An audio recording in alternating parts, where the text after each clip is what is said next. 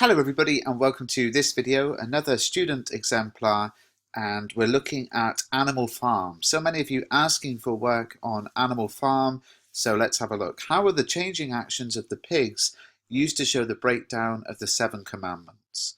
Throughout the novella, as the characters of the pigs' omnipotence grows, the reader sees alterations of the Seven Commandments which were established in Chapter 1, which have been made to legalize the pigs' transgressions.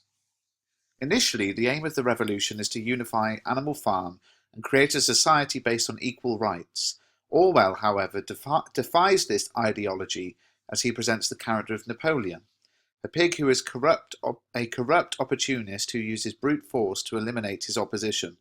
The use of violence goes against the commandment, "No animal shall kill any other animal."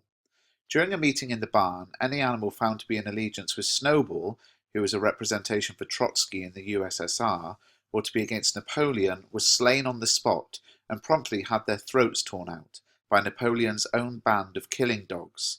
Eventually there lay a mound of corpses at Napoleon's feet.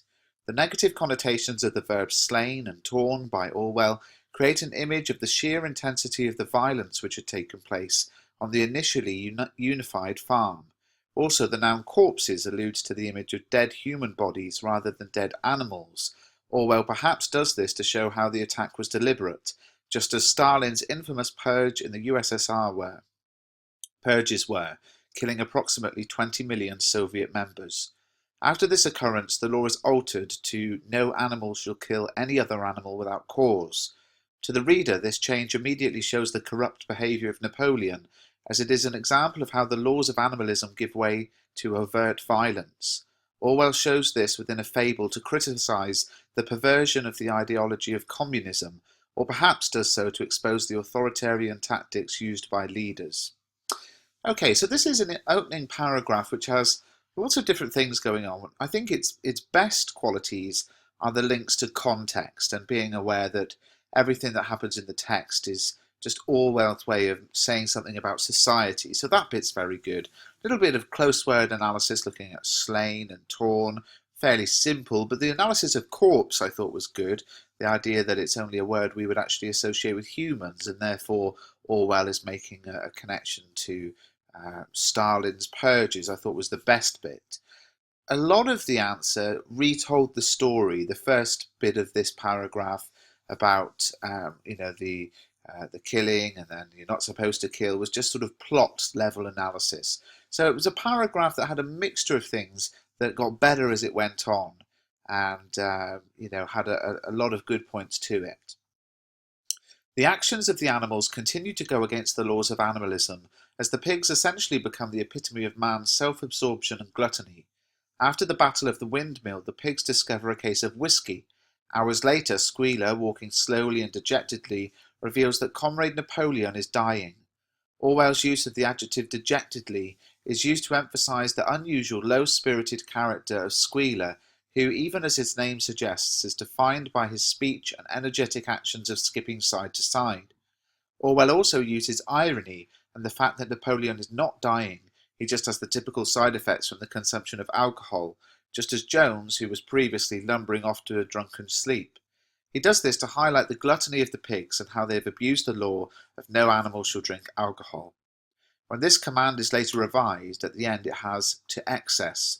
Again the reader sees that how the laws change to suit the actions of the pigs, and the repetition of adding two words is interesting, as it is similar sounding for the populace of animals on the farm, but it's completely antithetical.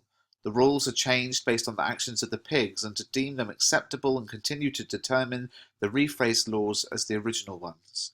The law is changed by Squealer, who was seen with a paintbrush and overturned pot of white paint. The character is an allegorical representation of how the media in the USSR was controlled to protect leaders and manipulate the proletariats, and in this case, the animals.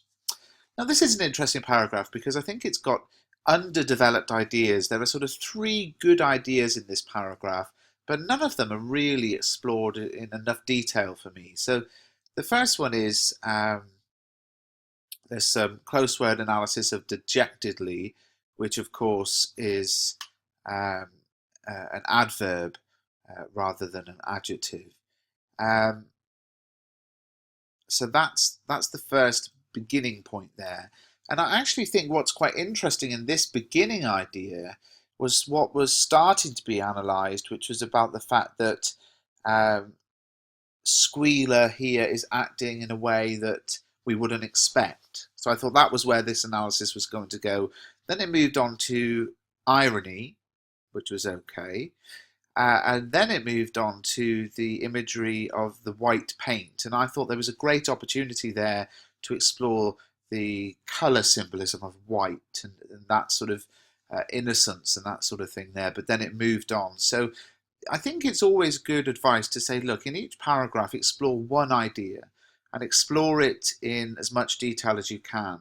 Because whenever you sort of add ideas together in paragraphs, what tends to happen is that none of the ideas are fully explained or explored. It's just sort of everything's rushed together.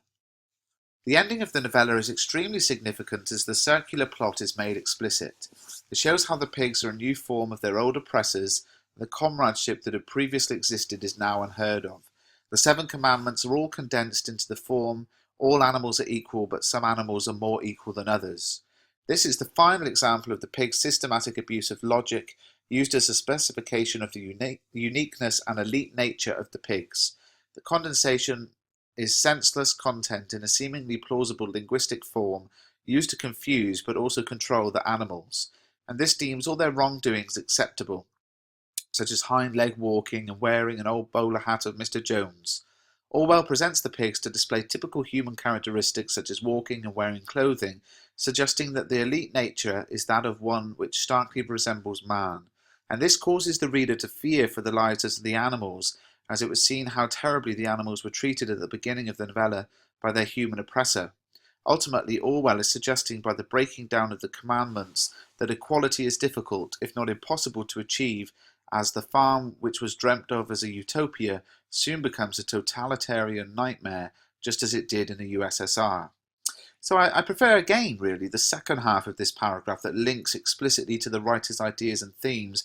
The first half of the paragraph isn't really analysing language or structure or form, it's just recapping and sort of analysing the plot, which, is not that there's something wrong with that, but it's a very simple level of analysis to say when this happens we think this. It's better to think about, as we've seen in glimpses here, the writer's specific use of language, or we saw a mention of what looked like it was going to be structure analysis with this circular plot, but then that kind of drifted away and wasn't so significant. But I would have made this explicitly a paragraph about structure, saying that this cyclical structure is the whole point of this paragraph, and what this cyclical structure tells us, not about the animals, because we've got to use the animals as a jumping off point to write about, of course, the author and his method, his ideas and themes, and that just sort of throughout this answer comes in at the end, but it isn't the main crux, the main focus of the answer, not as much as I would like it to be. So if you found this video useful, please do subscribe to the channel.